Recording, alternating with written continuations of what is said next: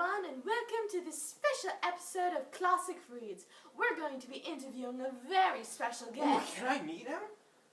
Our very special guest is the internationally acclaimed author. Where is he? Can I get an autograph from him, please?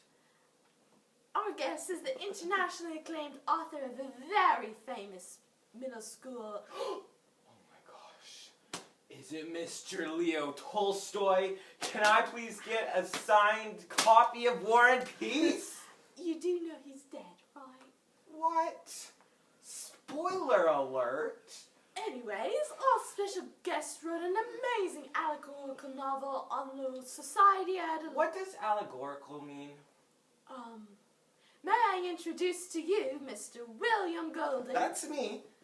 Mr. William Golding, author of the... Oh, just call me William. William, author of The Lord of the Flies. Have you read that? Everybody has. It's required reading for most middle school English classes. Really? That's weird, because my English teacher didn't make me read it. She must have not been a very good English teacher. I guess not. Anyways, Mr. Golding is going to answer some questions. Questions? I'm not very good at tests. The answer is 42. Oh, I feel sick. I can't do this. Yes, it was me. I'm sorry. Don't judge me. Just...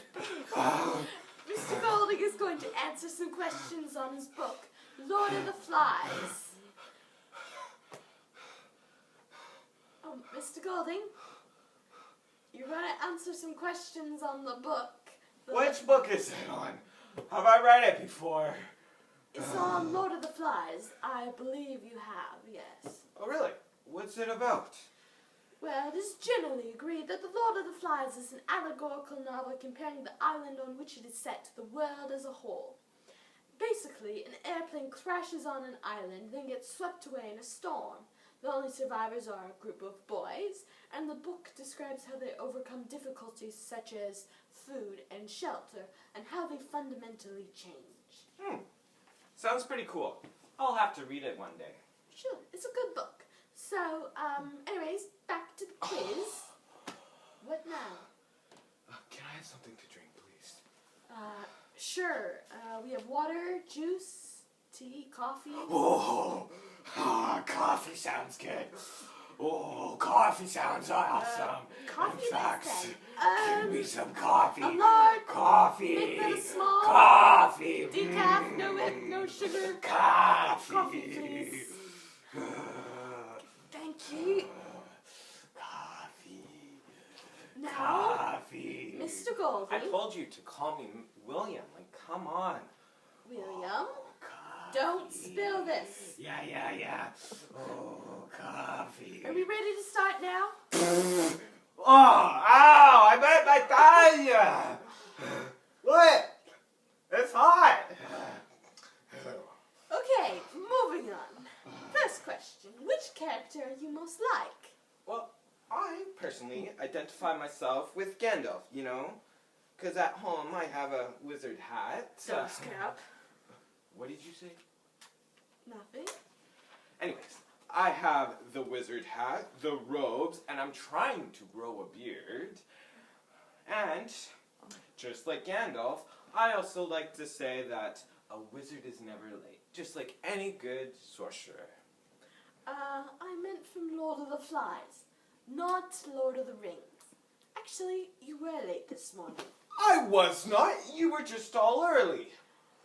All the rest of us arrived precisely at the same time, an hour before you did. Exactly! Exactly what I'm saying. Whatever. So, I want to know, what led you to write Lord of the Flies? Was it a childhood experience? Did you write it to poke at society? Or did it just come to you one day? Well, when I was a child, I read a book called Coral Island by R.M. Ballantyne. Yes? And it made me so angry. Oh. Basically, these three boys get shipwrecked on a deserted island, and then they quickly set up a mini version of society for themselves. Then they kill some pirates and convert all of these natives to Christians. And it seemed to be telling that all the boys who read it, that if you are white and you mind your prayers, you're good to go, whatever you do. So, you wanted to... I wanted to show that R.M. Ballantyne was wrong, and that boys are not that perfect. Boys will be boys, as they say, and I wanted to show just how they would behave. I guess that answers my next question, whether or not you think that boys would truly go to such extremes on an island. Yes, I think that boys would go that far. Of course, to a certain extent. It would depend on the type of boy that you had. But most boys, without rules, grown-ups, or any limitations, would behave in that manner. Similar to the one that I described in my book. Ah, yes. So I want to know, would you have acted like Ralph or Jack, or you're more of a Piggy kind of guy? Was Ralph the one with the scar on his forehead? No, that's Harry Potter. Ralph, a blue-eyed blonde, was the protagonist of the novel and is the elected leader of the boys. Jack is the antagonist, the choir leader, and he plays to the boys' more baser instincts to get what he wants. Piggy, though often ridiculed for his weight, asthma, and spectacles, is a loyal friend to Ralph until the very end. I think I would have been quite similar to Simon, actually. Simon. Oh, Simon, the visionary of the group. Different from the whore. Never fully accepted. Yeah, that fits me to a T. So I assume that Simon would obviously be your favorite character then. Oh, no. I actually prefer the Doctor. The 10th Doctor, to be exact. David Tennant was always my favorite, but Matt Smith did give him a good run for his money. I meant in Lord of the Flies. Oh, sorry, right. But the answer is still no, though. I personally like Sam and Eric. They remind me of Fred and George Weasley, who are also one of my, or I should say, two of my all-time favorite characters. So, I want to know what you think about this popular view, your book. People compare the characters to different aspects of society. So, Ralph and Jack are democratic and autocratic governments, respectively. Piggy is the voice of science. Simon is religion. And Sam and Eric represent the masses of people confused about what to follow. So, what do you think about this? That's an interesting way of putting it. But I was not thinking that way when I wrote the book. In fact, I was thinking of people in my life and how they would have acted when they were younger. So were your friends and family, happy about making it into your book? Let me tell you, I felt like escaping to some deserted island after the fiasco that ensued. Really?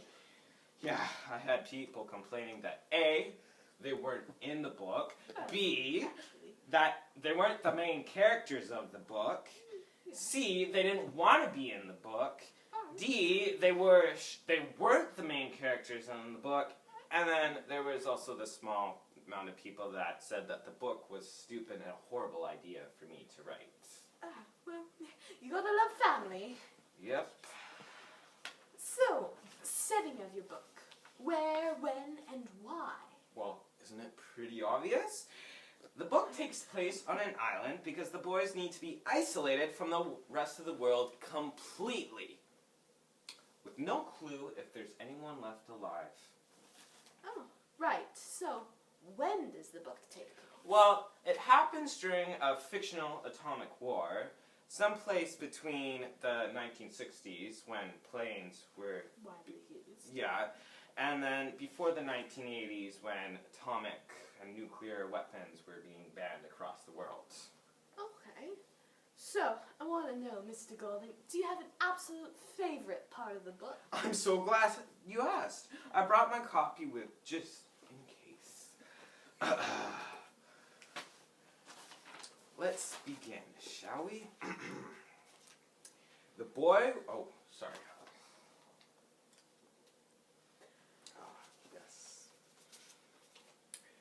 The boy with fair hair lowered himself down the last few feet of rock and began to pick his way towards the lagoon. "You are a silly little boy," said the Lord of the Flies. Just an ignorant, silly little boy. Simon moved his swollen tongue but said nothing. Don't you agree? Said the Lord of the Flies. Aren't you just a silly little boy? Simon answered him in the same silent voice. Well then, said the Lord of the Flies, you better run off and play with your friends. They think you're batty. You don't want Ralph to think you're batty, do you? You like Ralph a lot, don't you? And Piggy, and Jack. Simon's head was tilted slightly up. His eyes could not break away, and the Lord of the Flies hung in space before him. What are you doing out here all alone? Aren't you afraid of me? Simon shook. There isn't anyone to help you, only me, and I'm the beast. Oh, wow, look at the time. I'm gonna have to stop you there, Mr. Golding. But I'm only halfway through the book. People will want to know what happens next, and we haven't even finished my favorite part yet. I thought you were just reading your favorite part out. The whole book's my favorite part. Oh, I see. Unfortunately, that's all the time we have today, so it was a pleasure to have you, Mr. Yes, Golding. it was a pleasure. I'll see you tomorrow. Tomorrow? Why tomorrow? Well, I didn't finish the book today. I'll have to come back tomorrow. Oh, no, you don't need to. It's fine. Oh, but I do. Thanks for watching this episode of Classic Reads. We'll see you next time. Tomorrow! Cut! Cut! Oh my goodness, I'm so glad that's over. Okay.